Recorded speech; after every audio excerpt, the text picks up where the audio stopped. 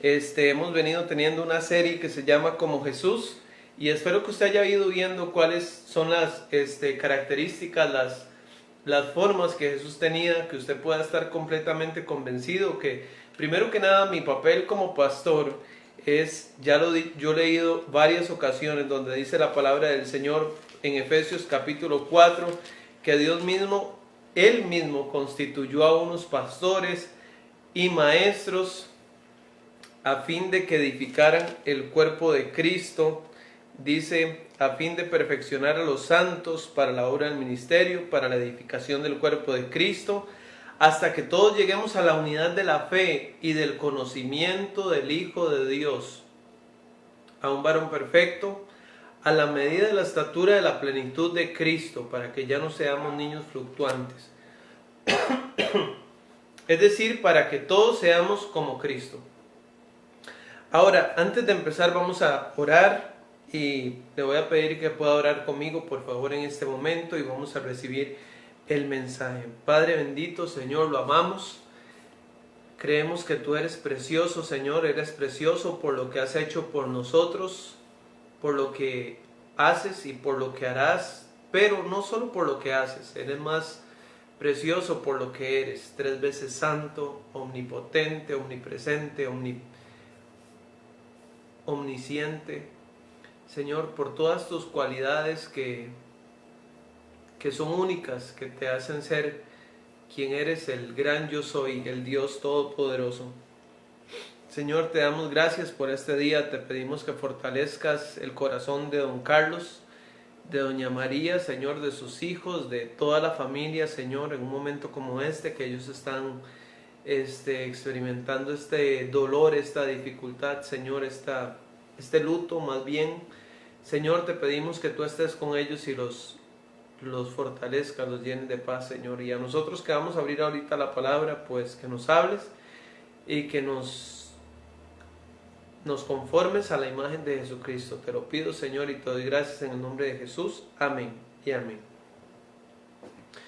Bueno, quería comentarles acerca de lo impresionado que he sido por un texto de la Escritura, más teniendo en cuenta esta serie que hemos venido recibiendo llamada Como Jesús.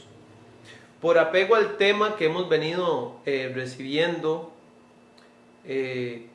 viendo atributos del corazón y del carácter de Jesús, que de forma muy definitiva Dios desea que lo reproduzcamos en nosotros, hasta que todos lleguemos a esa plenitud de Cristo.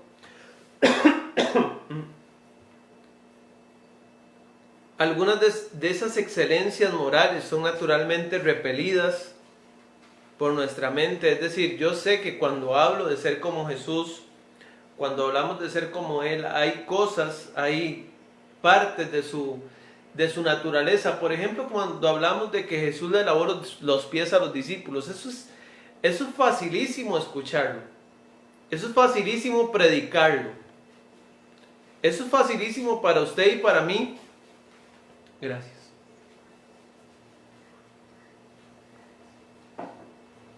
Ya sea para mí enseñarlo o para usted escucharlo.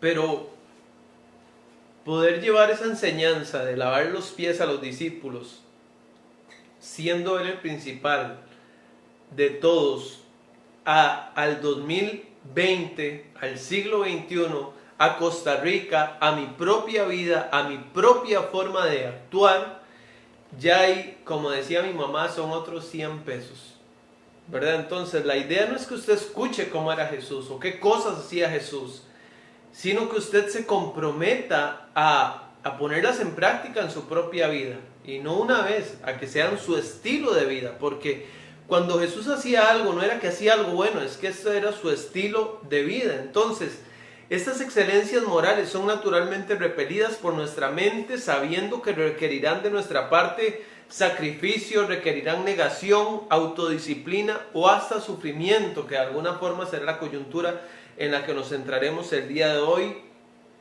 Dije sufrimiento, padecer o sufrir por él. Empecé diciendo que he sido muy impresionado por un texto de la Escritura. Si no les dije cuál era el texto, ¿verdad? Entonces acompáñenme por favor a Filipenses 1:29. Filipenses capítulo 1, versículo 29. Empezamos en las clases IBBAC, el estudio de Filipenses. Y yo creo que de Filipenses capítulo 1, el versículo que más me marcó fue este, Filipenses 1, 29. Espero que estén ahí, dice la palabra del Señor. Porque a vosotros, le dice Pablo a los filipenses, pero hoy el Espíritu Santo se lo dice a usted y me lo dice a mí. Pero a ustedes, pero a vosotros os es concedido a causa de Cristo, no solo que creáis en Él, sino que también padezcáis por Él. Es decir, que Dios le concedió a los filipenses por causa de Cristo, no solamente creer en Cristo, sino también padecer por Él. La parte de creer en Cristo es la parte fácil, la parte que a usted y a mí también nos ha tocado la bendición, el privilegio de creer en Cristo. Ese es un gran privilegio, ¿sí? No todo el mundo cree en Cristo, no todo el mundo cree en Dios, no todo el mundo... Yo escucho a la gente hablar en la tele y en la radio y dicen frases y nunca dicen si Dios quiere. La próxima semana vamos a hacer tal cosa y yo digo... Yo mi mente espera el si Dios quiere, pero nunca usted lo escucha de sus bocas porque ellos no creen en Dios. O la mayoría de ellos no creen en Dios, ¿verdad? Ahora, un par de versiones más dicen con respecto a este versículo de esta manera. Por causa de Cristo, ustedes no tienen el privilegio u honor de creer en Él, sino también de sufrir por Él. El versículo que escogí dice padecer por Él. Estas otras dos versiones dicen, ustedes no solo tienen el privilegio de creer en Él, usa la palabra privilegio, sino también de sufrir por Él. Y sustituye la palabra padecer por sufrir, que son dos palabras que vamos a usar de una forma sinónima. Los filipenses no debían temer que en sus presentes pruebas y las presentes pruebas de Pablo significa que Dios los abandonó o que Dios los abandonaba. Cuando padecemos, cuando sufrimos, no significa que Dios nos abandonó. Su dificultad presente fue concedida a ellos. O sea, cuando usted les concedido algo, eso suena como una bendición, suena como un favor. A vosotros os es concedido. Entonces, esas dificultades presentes le fueron concedidas a ellos no como un castigo, sino como una herramienta en las manos de Dios. Y ahora vamos a ver una herramienta para acá. ¿Para qué? Si creemos en Él, pero omitimos o conscientemente descartamos padecer por Él, entonces nos faltará una parte muy importante para ser como Jesús. Es decir, si yo quiero ser como Jesús, pero no quiero sufrir, va a ser imposible para mí poder ser como Jesús, ¿verdad? Porque a mí me ha sido dado creer y sufrir, creer y padecer. Es un privilegio, es un honor creer y padecer. Pero vemos como un privilegio creer, pero no como un privilegio padecer. De hecho, nadie quiere padecer, nadie quiere pasar momentos difíciles, nadie quiere pasar un luto. Es decir, no lo vemos como algo bueno, no lo vemos como algo bonito, ¿verdad? Obviamente nos dolemos con los que se duelen, pero Dios dice, esto fue también algo que Dios les concedió, si creemos en Él. La palabra griega antigua para que padezcáis aquí es la palabra pasco, con K, pasco. Esta palabra es utilizada primeramente en el sentido de persecución, o sea, a ustedes les es concedido a causa de Cristo, no solo que creáis en Él, sino que padezcan persecución por Él.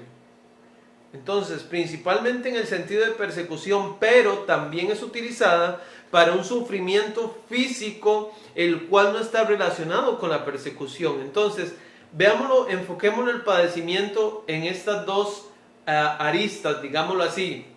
Sufrir o padecer porque estamos siendo perseguidos por ser cristianos, o padecer por esta otra razón, un sufrimiento físico al cual no está relacionado con la persecución, una enfermedad, una prueba, una pérdida, cosas así tienen que ver con esto, ¿sí? Ahora, hay gente, y quiero aclararlo de una vez, empezando la enseñanza, que hay gente que dice, es que yo en mi trabajo sí padezco. Sí padezco. ¿Y por qué? Porque soy cristiano. Sí, la persona no dice que padece porque siempre llega tarde, o porque es irresponsable, o porque simple y sencillamente es grosero con los demás, o porque no es un buen empleado. Entonces, lo más fácil es decir que padece por causa de Cristo. Pero la persona tiene que llegar al convencimiento por el Espíritu Santo de que no padece por ser cristiano, padece por ser mal empleado. Y eso es indiferentemente de que sea creyente o no creyente, o que sea un mal creyente, ¿ya? Pero cuando hablo de padecer, es padecer por la causa correcta, o sea, de verdad por ser cristiano.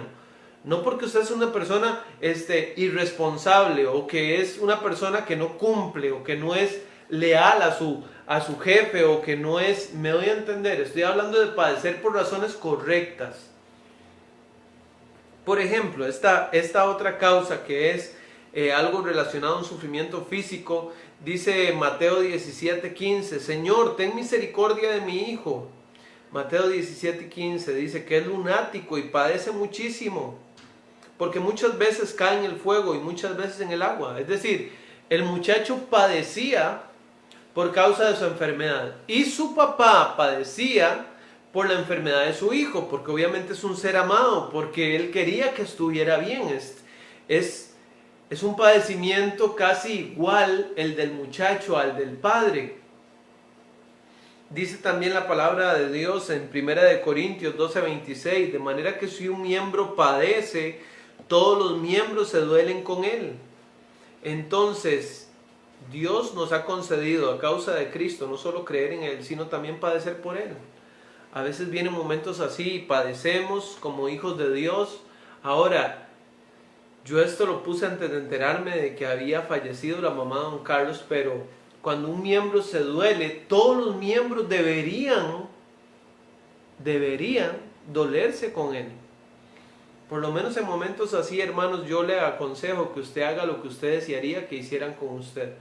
Usted desearía, pues, yo desearía que hubiera alguien cerca, desearía que alguien orara por mí, desearía que alguien estuviera, pues, recibir la llamada de alguien, o no sé, algo así, por lo menos, ¿verdad? Ahora, el título de este mensaje, yo lo puse atrás, solo que no, esto sí no es nada homilético, correctamente homilético, es decir, es un título muy largo, pero yo puse así: ser como Jesús es ver el sufrimiento como un honor, como un privilegio.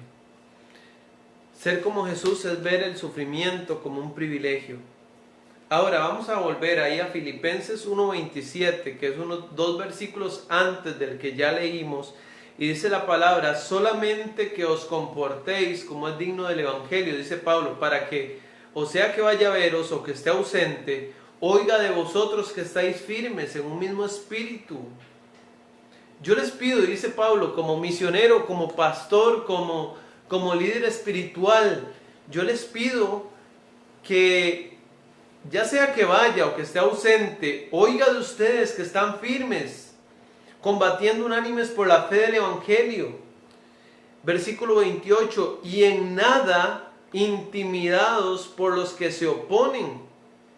O sea, no le huya al sufrimiento, más bien si alguien se le opone y alguien lo quiere amedrentar, dice aquí, en nada intimidados por los que se oponen, que para ellos, para los que se oponen, ciertamente es indicio de perdición.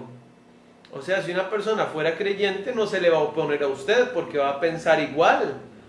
Pero para ellos esa oposición es indicio de perdición, pero para ustedes es indicio de salvación, y esto de Dios. Y en nada intimidados por los que se oponen. En la antigua lengua griega, intimidados es un término vívido, único en la Biblia griega, el cual denota una incontrolable estampida de caballos asustados. O sea, en nada intimidado se refiere de que Dios no quiere que usted corra como un caballo asustado. Dios quiere que usted enfrente, que al enfrentar esta clase de oposición, Pablo quería que los cristianos filipenses tuvieran el mismo tipo de valentía que él tenía. O sea que al enfrentar oposición, Dios quiere que usted tenga el mismo tipo de valentía que Pablo tenía, pero sobre todo que Jesús tenía. Porque Jesús por nada estaba intimidado por los que se oponían. Jesús nunca se escondió, nunca dice la Biblia que Jesús se metió en una cueva, como lo hizo David. Bueno, David escapaba por su vida, sí, pero Jesús nunca hizo eso. Es decir, y cuando ya estuvo frente a la cruz, él pudo haber huido de Jerusalén, donde sabía que estaba determinado que él muriera, y aún así caminó hacia Jerusalén, caminó hacia sus verdugos, caminó hacia el lugar de su muerte. Él fue hacia Jerusalén, él no estaba en nada intimidado por los que se oponían. Entonces Pablo quería esto de los filipenses, Dios desea esto de nosotros. Dice esa frase ahí que para ellos ciertamente es indicio de perdición. Cuando los cristianos, en nada intimidados por los que se oponen, eso es en sí un indicio de perdición para ellos, para sus oponentes. Este indicio de perdición significa destrucción. Perdición, la palabra antigua significaba destrucción, pérdida o condenación. O sea, para ellos el oponérsele a ustedes es un indicio de condenación. Como a Judas se le llama en Juan 17:12, hijo de perdición. Ya solo eso para mí es un argumento de creer que Judas realmente nunca fue un hijo de Dios, él fue un hijo de perdición. ¿Ya? Y al anticristo también se le llama en 2 de Tesalonicenses 2:3, hijo de perdición. Son llamados hijos de perdición.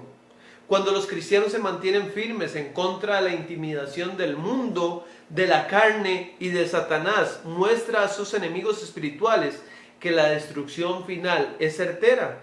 Cuando nuestros enemigos espirituales fallan en intimidarnos, entonces ellos han fallado totalmente debido a que ellos no tienen ninguna otra arma, solamente el temor y la intimidación, para que callemos a lo que creemos bíblicamente que es verdad.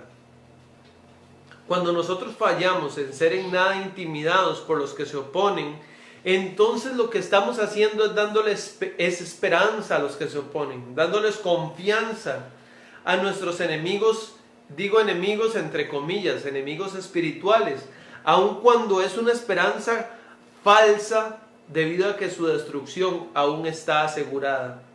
Pero para nosotros es señal o es evidencia o indicio de salvación. Ahora, ¿a cuál versículo estoy haciendo alusión? Ahí a Filipenses 1:28.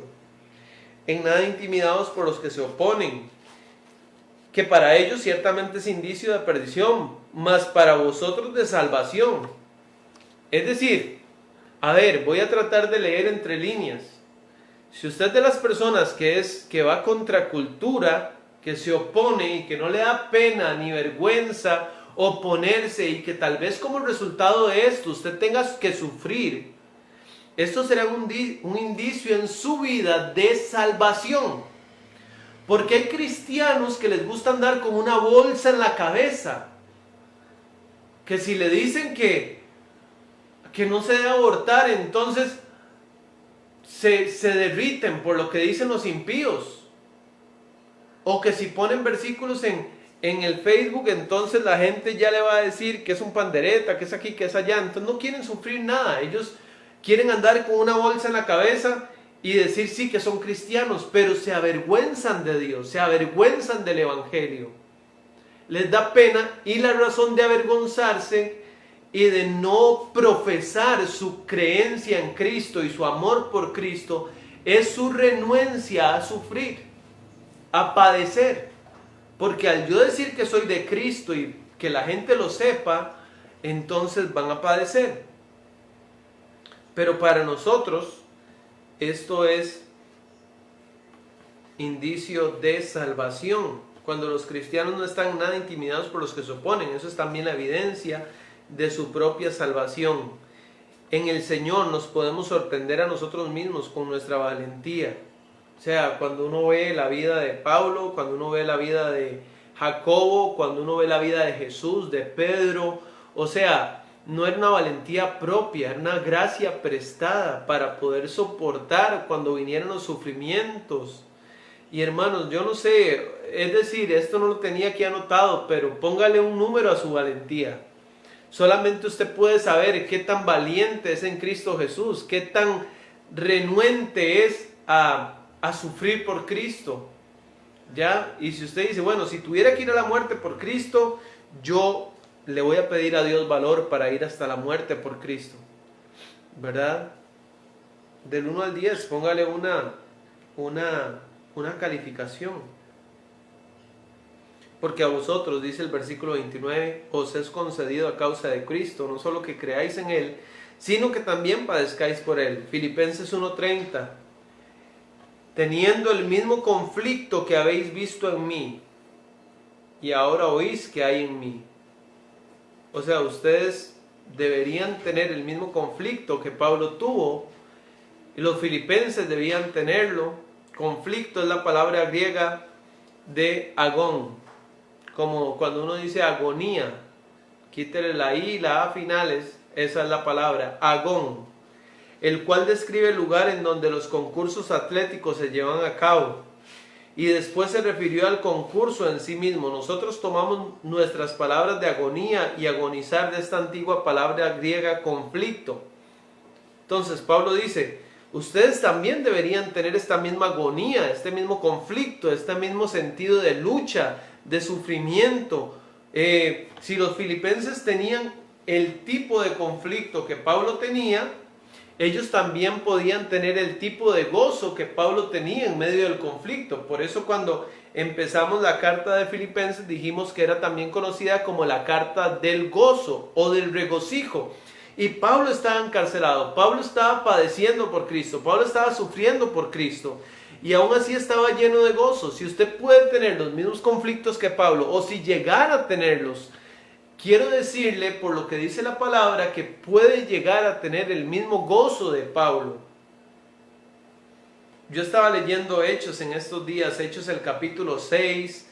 En el capítulo 6 de Hechos, versículo 3, los discípulos dijeron, buscad pues, hermanos de entre vosotros, 7 varones de buen testimonio, llenos del Espíritu Santo y de sabiduría, a quienes encarguemos el trabajo de servir a las mesas. Entonces propusieron a unos varones, de primero a un varón llamado Esteban, que dice aquí la palabra del Señor que era varón lleno de fe y del Espíritu Santo. Qué bonita descripción que se hace de Esteban. Es el primero que se menciona, a Felipe, a Prócoro, a Nicanor, a Timón, a Pármenas y a Nicolás, prosélito de Antioquía. Ahora, la doctrina de los nicolaitas, que habla el libro de Apocalipsis como algo sumamente negativo, se cree que salió de este hombre Nicolás. Es decir, de estos 7 hombres que escogieron, había como otro Judas, que aparentaba piedad, que aparentaba ser lleno del Espíritu Santo, que aparentaba cosas, pero en realidad no las vivía. Pero Esteban, dice el versículo 8, lleno de gracia y poder, hacía grandes prodigios y señales entre el pueblo. Obviamente a sus oponentes esto no les gustaba, pero dice el versículo 10 que no podían resistir a la sabiduría y al espíritu con que hablaba. Entonces las autoridades, dice en el versículo 11, sobornaron a unos para que dijesen que le habían oído hablar palabras blasfemas contra Moisés y contra Dios. Levantaron al pueblo para que lo apedrearan, pusieron falsos testigos. El último versículo del capítulo 6 dice, entonces todos los que estaban sentados en el concilio, al fijar los ojos en Esteban, vieron su rostro como el rostro de un ángel. ¿Cómo se imagina un ángel? Amedrentado, lleno de miedo porque lo iban a apedrear. Estaba temblando. ¿Cómo se verá un ángel? Bueno, yo no tengo ni la menor idea porque nunca he visto un ángel, pero supongo que era un rostro lleno de paz, que era un rostro con un gozo sobrenatural, con quietud, con confianza. En nada estaba amedrentado. Él consideraba el creer en Cristo un privilegio y el sufrir o padecer por Cristo un privilegio. Este es un buen ejemplo de lo que estamos hablando de ser como Cristo. Esteban era como Cristo, era un varón lleno de fe y del Espíritu Santo. Es decir, usted quiere ver a un hombre parecido a Jesús. Esteban es. Esteban es. Y luego en el capítulo 7, Esteban habla ante el Sanedrín sobre la historia de Israel y comienza a narrar desde Abraham y pasa por Éxodo, pasa por Moisés, habla de cuando salieron de Egipto, cuando llegaron a la tierra prometida. Todo esto, el capítulo 7 es un capítulo de 60 versículos, pero los últimos 6 versículos, ahí en el capítulo 7 de Hechos, dice que él dio este mensaje, este sermón. Él no tenía miedo, él no estaba diciendo, por favor, les ruego que me suelten, no. Él aprovechó sus últimos minutos para hablar del evangelio. No, por favor, no me apedreen, por favor, yo soy muy buen cristiano. No, no estaba así. Estaba con el rostro en alto. No tenía temor. Pero esto no venía de él, esto venía de Dios. Esta paz, esta seguridad, esta confianza. Dice Hechos 7:54, oyendo ellos estas cosas se enfurecían en sus corazones y crujían los dientes contra él. Pero Esteban, lleno del Espíritu Santo, ¿por qué nos cuesta tanto gozarnos en las dificultades, en las pruebas? ¿Sabe por qué? Porque nos falta más de esto. Porque Esteban podía ver a través de los ojos de la providencia de Dios. No se veía como un pobrecito. Pobrecito yo, me van a apedrear, pobrecito yo. No, él se veía como un privilegiado. Que eso es lo que nos falta a nosotros entender cuando padecemos o cuando tenemos alguna prueba o cuando Dios nos quita algo. Ellos crujían los dientes, pero él estaba lleno del Espíritu Santo, versículo 55. Puesto los ojos en el cielo, vio la gloria de Dios y a Jesús que estaba a la diestra de Dios. Qué raro, ¿verdad? O sea, usted levanta los ojos al cielo y lo que ve son nubes. Y ya. Pero él levantó los ojos y vio la gloria de Dios. Y también vio a Jesús que estaba a la diestra de Dios. Y dijo, he aquí veo los cielos abiertos y al Hijo del Hombre que está a la diestra de Dios. Entonces ellos, dando grandes voces, se taparon los oídos y arremetieron contra él. A una contra él, echándole fuera de la ciudad, le apedrearon. Y los testigos pusieron sus ropas a los pies de un joven que se llamaba Saulo. Y apedrearon a Esteban mientras él invocaba y decía, Señor Jesús, recibe mi espíritu. Invocaba, oraba, decía, no dice que estaba ahí, seguro sí lloraba del dolor, pero el enfoque no era el dolor, el enfoque era la gloria de Dios. Y decía, Señor, recibe mi espíritu. Y puesto de rodillas, clamó a gran voz, Señor, no les tomes en cuenta este pecado. Y habiendo dicho esto, durmió.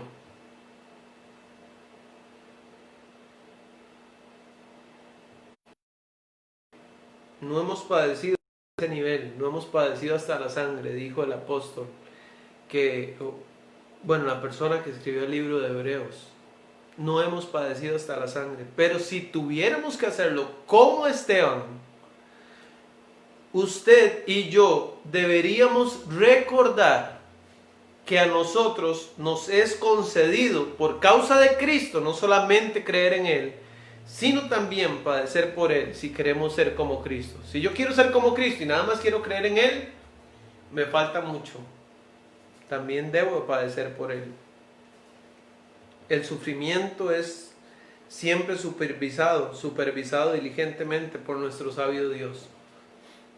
O sea, Dios no iba a permitir que Esteban padeciera eso si él no estaba preparado para eso.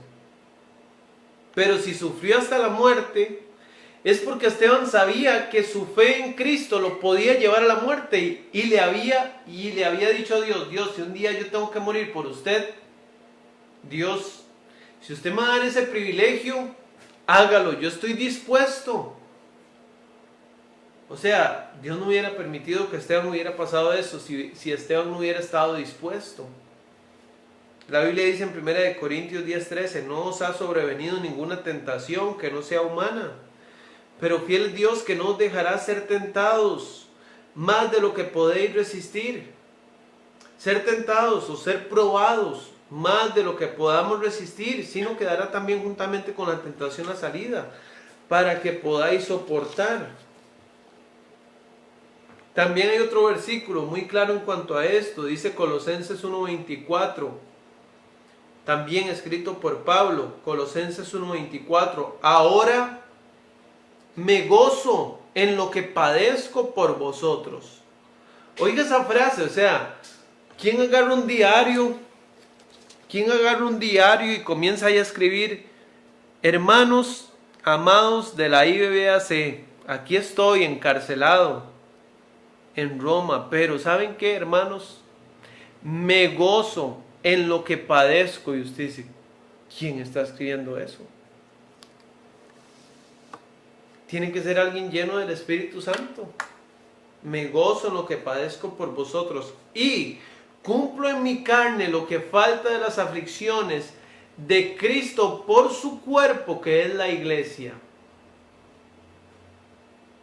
Y cumplo en mi carne lo que falta de las aflicciones de Cristo por su cuerpo, que es la iglesia.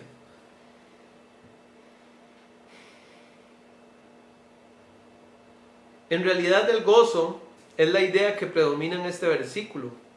La fuerza de esta declaración se encuentra en el regocijo del apóstol. Pablo, ante todo, quiere comunicar que está gozoso y en realidad cobra brillo al tener en cuenta la oscura situación que experimenta. La madurez se goza en lo que Dios da como en lo que Dios quita. O sea, si queremos ser como Jesús, debemos de gozarnos cuando Él da algo o cuando Él quita algo. Cuando Él nos permite estar libres o cuando nos permite estar encarcelados por causa de Él. Cuando nos permite reír por causa de Él o llorar por causa de Él. Yo cumplo en mi carne lo que falta de las aflicciones por su cuerpo, que es la iglesia. El mismo Pablo responde que su cuerpo, que es la iglesia, es decir, Pablo llama las aflicciones de Cristo a las aflicciones que sufre la iglesia. Y que las sufre a través de individuos particulares, es decir, personas independientes. El sufrimiento de Pablo era el sufrimiento de la iglesia. El sufrimiento de la iglesia es parte del sufrimiento de Cristo. Pero repito, el enfoque de ese versículo es: ahora me gozo en lo que padezco. ¿Ya? Voy a ir finalizando. Vamos a ver, hay algunos versículos que hablan de eso. Filipenses 3:10 dice: y la participación de sus padecimientos, llegando a ser semejante a Él en su muerte. Romanos 8:17: si en verdad padecemos con Él, a fin de que también seamos glorificados con Él. Pero la otra cuestión a tener en cuenta es que aunque ese sufrimiento no es de carácter, digamos, redentor, sin embargo resulta en el beneficio de la iglesia. Note lo que dice ahí: lo que padezco por vosotros. ¿Por qué? Porque cuando alguien padece, lo padece por otros. ¿Por qué? Porque cuando alguien sufre y la gente lo ve sufrir y ve que da gloria a Dios, eso llena de ánimo a otras personas, llena de valor a otras personas, y dice: si Él puede soportar toda esa clase de cosas, Dios me va a dar la gracia a mí también para hacerlo. Entonces, lo que una persona padece o sufre anima a otros. ¿Ya? Anima a otros. Yo tuve un compañero en el seminario que él se casó de 47 años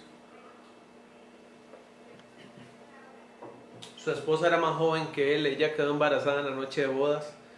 Y cuando tenía 6 meses de embarazo, ella falleció y falleció el bebé. Entonces ya era un hombre de edad madura, casado, que solo duró casado 6 meses. Y él decía: Dios, yo te doy gracias. Yo te doy gracias por lo que tú permitiste, Señor. Yo sé que tú tienes un propósito para cada cosa. Ya, y eso es muy importante entenderlo. Otros versículos lo mencionan: 2 de Corintios 4, 10 al 12, Colosenses 2, 1 y 2. Dice: porque quiero que sepáis cuán grande lucha sostengo por vosotros y por los que están en la Odisea y por todos los que nunca han visto mi rostro, para que sean consolados sus corazones, unidos en amor, hasta alcanzar las riquezas de pleno entendimiento, a fin de conocer el misterio de Dios el Padre y de Cristo. Ya, o sea, hay muchos versículos que dicen que sus sufrimientos son por Cristo y son por el pueblo de Cristo. Para resumir, podemos decir que las aflicciones de Cristo, que son las aflicciones de la iglesia, son sufridas por Pablo, y el apóstol interpreta su sufrimiento con dos verdades en mente. Su aflicción es primero una identificación con Cristo, y segundo, es una experiencia que resulta para beneficio de los creyentes. Por eso Pablo dice: todas las cosas que me han sucedido han redundado para bien del evangelio. O sea, siempre de alguna forma ese sufrimiento hace que el cuerpo de Cristo se fortalezca y que crezca espiritualmente y numéricamente. Esta clara convicción de Pablo, y eso nos lleva a confesar su gozo. Esta es la convicción, de Pablo, y eso lo lleva a expresar que él pasaba todo eso con gozo. ¿Cómo pasa usted las dificultades? Esa es una buena pregunta, ¿verdad? Si nos es dado creer en Él y también padecer por Él, la forma en que padecemos es muy importante. No solo el decir: lo estoy padeciendo, Dios, y aquí estoy muriéndome, Dios, pero vea que lo estoy padeciendo. No, padecerlo con gozo. La Biblia dice en Hebreos 2:12, si no me equivoco: el cual por el gozo puesto delante de él sufrió la cruz, menospreciando el oprobio, pero lo que estaba puesto delante de él era el gozo. Había gozo a pesar de que estaba padeciendo. ¿Cómo podríamos nosotros sentir dolor o dificultad o padecimiento o sufrimiento y a la vez tener dolor? Bueno, siendo como Cristo, siendo como Pablo, siendo como Esteban. Para terminar, debemos añadir algo: el sufrimiento por sí solo no es lo que hace a Pablo semejante a Cristo, ni tampoco el hecho de sufrir hará que la iglesia sea beneficiada. Es más bien la buena disposición en la adversidad la que lo hace partícipe de los padecimientos de Cristo. La buena disposición, la buena actitud en medio de la adversidad, como Job. Su buena actitud, o sea, usted dice: Job se echó a morir y le reclamó a Dios y levantó el puño al cielo. No, dice que se arrodilló y adoró. Eso lo hace semejante a Cristo, aunque a Cristo le faltaban 2000 años para nacer. Ya, bueno, para nacer como un bebé, ¿verdad?